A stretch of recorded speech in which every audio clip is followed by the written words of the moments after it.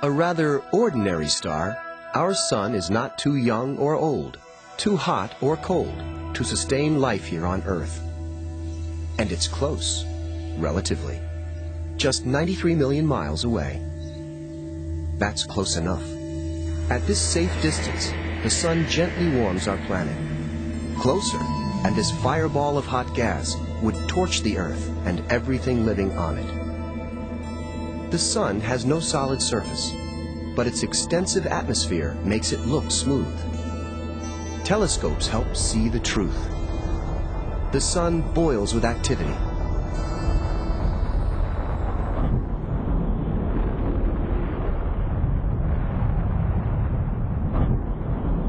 Film sensitive to ultraviolet light records plumes of gas erupting from the surface.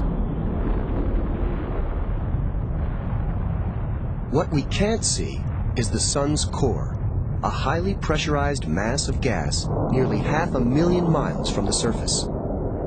Pressure fuels the fusion that burns the gas and makes the sun an extraordinary nuclear reactor. Hydrogen atoms collide with such force, they fuse and make helium. Energy moves from here towards the surface as radiation.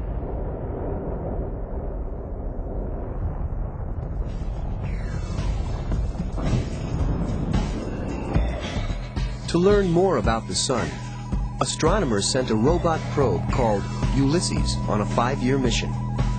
Its study of the solar South Pole measured what astronomers could not: magnetic force lines in constant motion.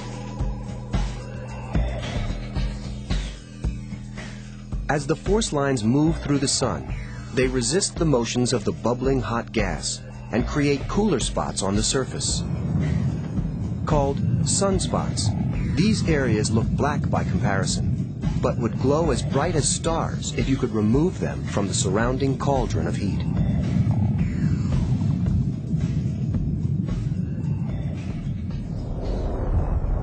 Magnetism may also be responsible for the most dramatic of the sun's activities, solar flares.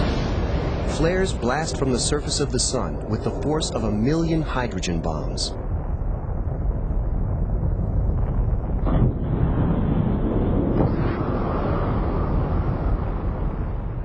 Energized particles are flung out on solar wind. When the particles reach Earth, our atmosphere deflects most of them. A few attach themselves to magnetic lines at the North and South poles and strike molecules of air. The air glows with fantastic light called auroras, borealis in the north, australis in the south.